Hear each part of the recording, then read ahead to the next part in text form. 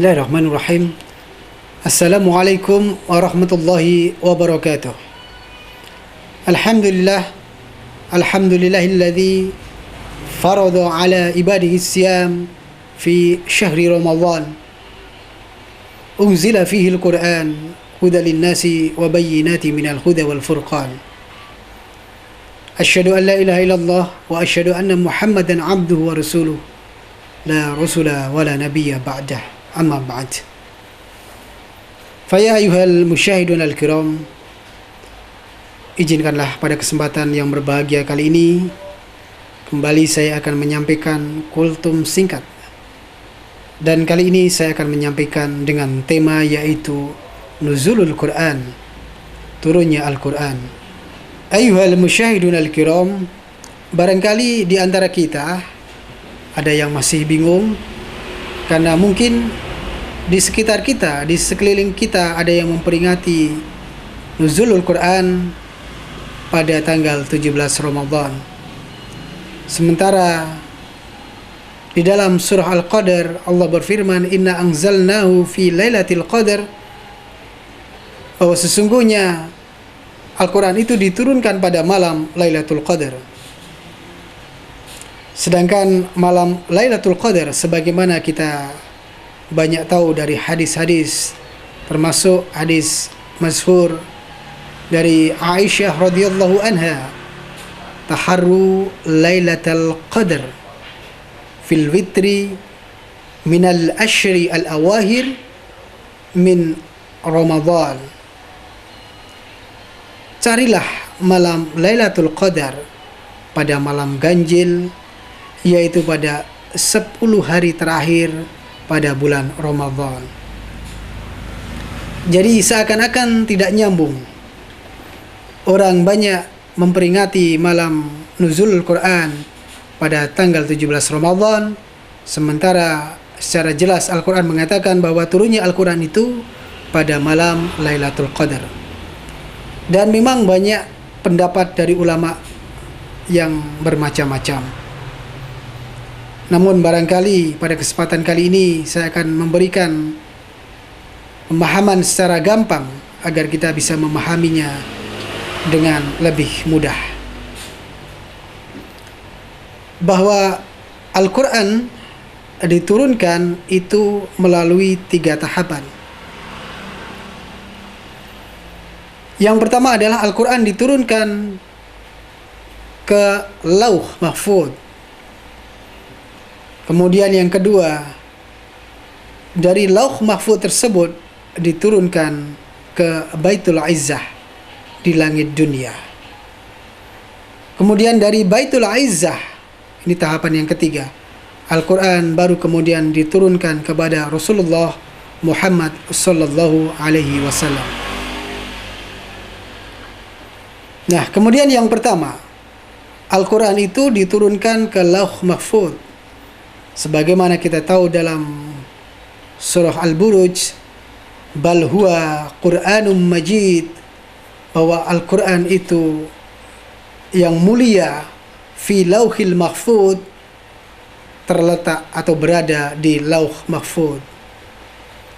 Kemudian Ibnu Katsir mengatakan huwa fil mala'il a'la, dia di tempat yang sangat tinggi, mahfudun, terjaga minaz ziyadah wa naqsi wa tahrif wa tabdil. Jadi Al-Quran itu mahfuz, terjaga dari penambahan, dari pengurangan, dari pemalsuan, dan juga dari penggantian. Akan tetapi tidak dijelaskan bagaimana proses dan kapan diturunkannya Al-Quran ke Lauh Mahfuz. Dan ini adalah hal yang gaib dan hanya Allah Subhanahu wa ta'ala yang mengetahuinya. Sedangkan proses kedua adalah turunnya Al-Quran min Lauhil Mahfuz ila Baitil Izzah fis sama'id dunya. Ini adalah turunnya Al-Quran dari Lauh Mahfuz ke Baitil Izzah di langit dunia. Nah, untuk proses ini Al-Quran yang tadi saya bacakan dalam surah Al-Qadar tadi, Inna anzalnahu fi lailatul qadar, sungguhnya bahwa Al-Quran itu diturunkan pada malam Lailatul Qadar. Kemudian dalam surah Ad-Dukhan dikatakan, Inna anzalnahu fi lailati mubarak. Sungguhnya kami turunkan Al-Quran pada malam yang penuh berkah. Nah, ini merujuk pada malam Lailatul Qadar.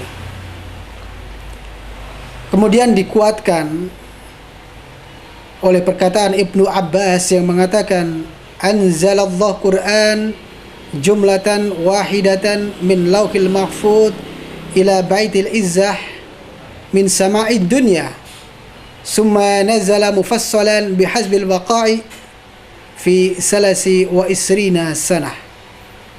Bahwa Al-Quran diturunkan oleh Allah Subhanahu wa ta'ala itu dalam jumlatan wahidah, secara keseluruhan, min lauhil mahfud, dari lauhil mahfud ke baitil izzah, minas sama'i dunya, yaitu pada langit dunia secara keseluruhan. Kemudian berikutnya diturunkan kepada Rasulullah Muhammad SAW secara beransur-ansur sesuai dengan keperluan ataupun dengan peristiwa-peristiwa tertentu dalam kurun waktu fi salasi wa isrina sanah, dalam 23 tahun. Nah, kemudian pada proses kedua ini maka banyak para mufassir sepakat inilah proses turunnya Al-Quran secara keseluruhan dari Lauh Mahfud ke Baitul Izzah, yang kemudian di situ disebutkan yang dimaksud dengan diturunkannya Al-Quran pada malam Lailatul Qadar. Kemudian tahapan yang ketiga, yaitu diturunkannya Al-Quran min Baitul Izzah ila Rasulillah, diturunkannya Al-Quran dari Baitul Izzah kepada Nabiuna Muhammad sallallahu alaihi wasallam. Nah, akan tetapi diturunkannya Al-Quran dari Baitul Izzah kepada Nabi Muhammad sallallahu alaihi wasallam ini secara mufassalah, secara beransur-ansur, tidak secara keseluruhan. Diturunkan dari ayat ataupun wahyu pertama, kedua, ketiga, dan seterusnya sampai pada wahyu terakhir.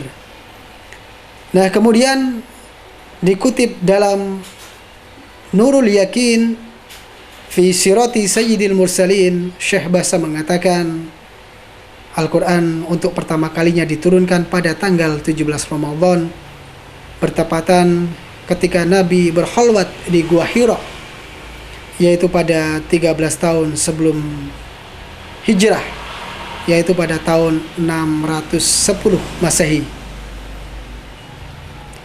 Akan tetapi para mufassir juga mengatakan bahwa turunnya Al-Quran pada tanggal 17 Ramadan ini yang dimaksud adalah pada saat perang Badar. Nah, ini disebutkan dalam Quran Al-Anfal ayat 41, In kuntum amantum billah wa ma anzalna ala abdina yaumal furqan yaumal taqal jam'an.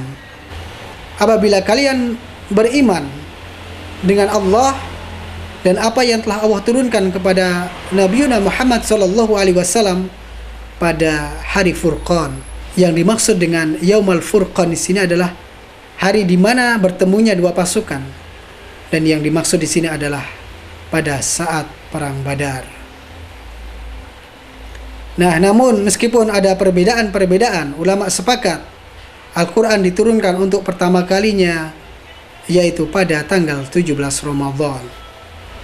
Ayuhal musyahidun al-kiram, jadi kalau saya ulang lagi bahwa tahapan Al-Quran itu yang pertama adalah diturunkan ke Lauh Mahfud secara keseluruhan.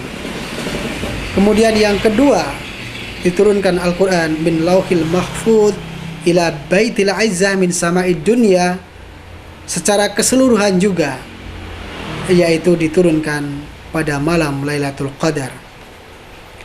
Kemudian yang ketiga, baru diturunkannya Al-Quran min Baitil Izzah ila Rasulillah, ini secara bertahap, secara mufassalah.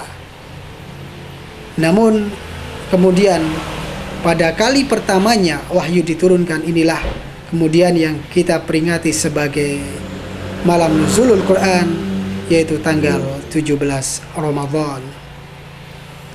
Ayyuhal musyahidun al-kiram, barangkali demikian kultum singkat yang bisa saya sampaikan.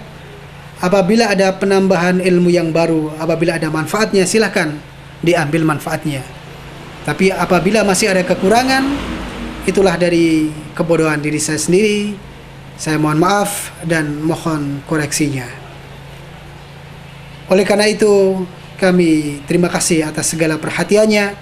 Syukran ala musyahadatikum wa syukran ala ihtimaminkum. Astaghfu minkum jami'an ala kulli khutu'at.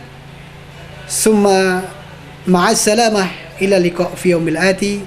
Wa akhiru da'wana assalamualaikum warahmatullahi wabarakatuh.